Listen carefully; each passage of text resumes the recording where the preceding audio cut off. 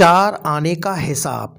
बहुत समय पहले की बात है। चंदनपुर का राजा बड़ा प्रतापी था। दूर दूर तक उसकी समृद्धि की चर्चाएं होती थीं।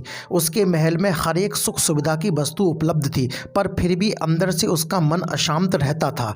उसने कई ज्योतिषियों और पंडितों से इसका कारण जानना चाहा। बहुत से विद्वानों से मिला। किसी ने कोई अंगूठी पहनाई तो किसी ने यज्ञ कराए, पर फिर भी राजा का दुख दूर नहीं हुआ। उसे शांति नहीं मिली। एक दिन भेष बदलकर राजा अपने राज्य की सैर पर निकला। घूमते घूमते वह एक खेत के निकट से गुजरा। तभी उसकी नज़र एक किसान पर पड़ी। किसान ने फटे पुराने वस्त्र धारण कर रखे थे और वह पेड़ की छांव में बैठकर भोजन कर रहा था। किसान के वस्त्र देख राजा के मन में आया कि वह किसान को कुछ स्वर्ण मुद्राएं दे दे, ताकि उसके जीवन में कुछ खुशियां आ पाएं। राजा किसान के सम्मुख जाकर बोला, मैं एक राहगीर हूँ, मुझे तुम्हारे खेत पर ये 4 स्वर्ण मुद्राएं गिरी मिली। चूंकि यह खेत तुम्हारा है, इसलिए ये मुद्राएं तुम ही रख लो। किसान, नाना सेठ जी, ये मुद्राएं मेरी नहीं है, इसे आप ही रखें या किसी और को दान कर दें, मुझे इनकी आवश्यकता नहीं। किसान की यह प्रतिक्रिया राजा को बड़ी अजीब लगी। वह बोला, धन की आवश्यकता किसे नहीं होती भला, आप लक्ष्मी को ना कैसे कर सकते हैं। सेठ जी, मैं रोज 4 आने कमा लेता हूँ और उतने में ही प्रसन्न रहता हूँ। किसान बोला, क्या आप सिर्फ 4 आने की कमाई करते हैं और उतने में ही प्रसन्न रहते हैं? यह कैसे संभव है? राजा ने अचरज से पूछा। सेठ जी, किसान बोला, प्रसन्नता इस बात पर निर्भर नहीं करती कि आप कितना कमाते हैं या आपके पास कितना धन है।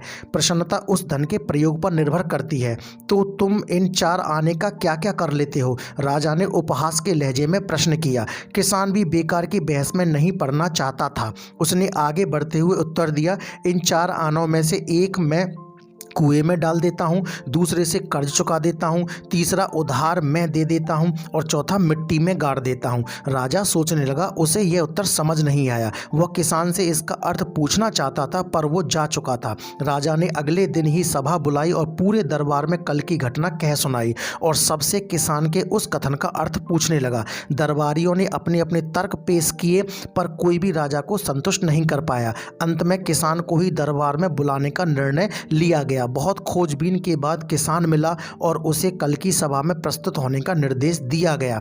राजा ने किसान को उस दिन अपने भेष बदलकर भ्रमण करने के बारे में बताया और सम्मानपूर्वक दरबार में बैठाया। मैं तुम्हारे उत्तर से प्रभावित हूँ और तुम्हारे 4 आने का हिसाब जानना चाहता हूँ। बताओ, तुम अपने कमाए 4 आने किस तरह खर्च करते हो जो तुम इतना प्रसन्न और संतुष्ट रह पाते हो? राजा ने प्रश्न किया। किसान बोला, हुजूर, जैसा कि मैंने बताया था, मैं 1 आना कुएं में डाल देता हूँ, यानी अपने परिवार के भरण पोषण में लगा देता हूँ। दूसरे से मैं कर्ज चुकाता हूँ, यानी इसे मैं अपने वृद्ध माँ बाप की सेवा में लगा देता हूँ। तीसरा, मैं उधार दे देता हूँ, यानी अपने बच्चों की शिक्षा दीक्षा में लगा देता हूँ।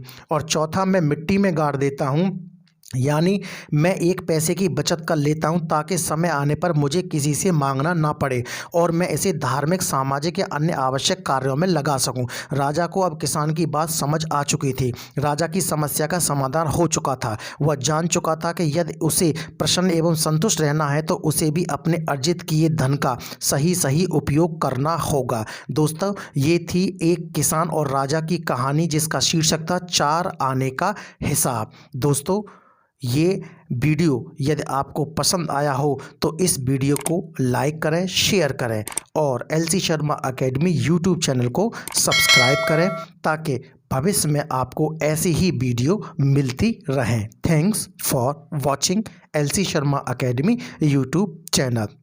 Thank you so much once again.